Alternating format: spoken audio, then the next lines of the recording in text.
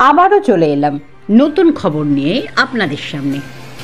আজ আলোচনা করব নিত্য প্রয়োজনীয় স্বল্প মূল্য প্রোটিন ও পুষ্টিকর খাদ্য ডিম নিয়ে। মাছ মাংসর মতো পুষ্টির খাদ্য জোগানের মতো সামর্থ্য অনেকেরই নেই, তাই এর বিকল্প হিসেবে খাওয়ার পাতে অনেকেই ব্যবহার করছেন ডিম। কিন্তু সেটাও আজ আলু পেঁয়াজের মতো ঊর্ধ্বমুখী মূল্যের। এখন এই নিত্য প্রয়োজনীয় খাদ্য ডিম ক্রয় করতে গেলে হাতে লাগছে ছ্যাঁকা। দেশি মুরগির ডিমের দাম হয়েছে 30 টাকা জোড়া, আর পোলট্রির ডিমের দাম হয়েছে 8 টাকা পিস। সবজি বাজার মাছ মাংসের পাশাপাশি ডিমের দাম বাড়াতে মাথায় হাত পড়েছে ক্রেতা থেকে শুরু করে বিক্রেতা প্রত্যেকেরই। এখন দেখার বিষয়, এই ডিমের দাম কি আদৌ কমবে নাকি পরবর্তী দিনে আরও দাম বাড়বে।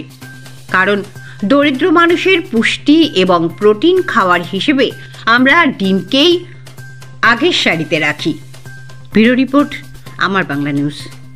দাবি ত্যাগ। এই চ্যানেল কোনো প্রচার করে না হিংসাত্মক, ক্ষতিকারক বা অবৈধ কার্যকলাপ। এই চ্যানেল দ্বারা প্রদত্ত সমস্ত বিষয়বস্তু শুধুমাত্র একটি শিক্ষামূলক উদ্দেশ্যের জন্য। ধন্যবাদ। শুভেচ্ছা টিম আমার বাংলা নিউজ।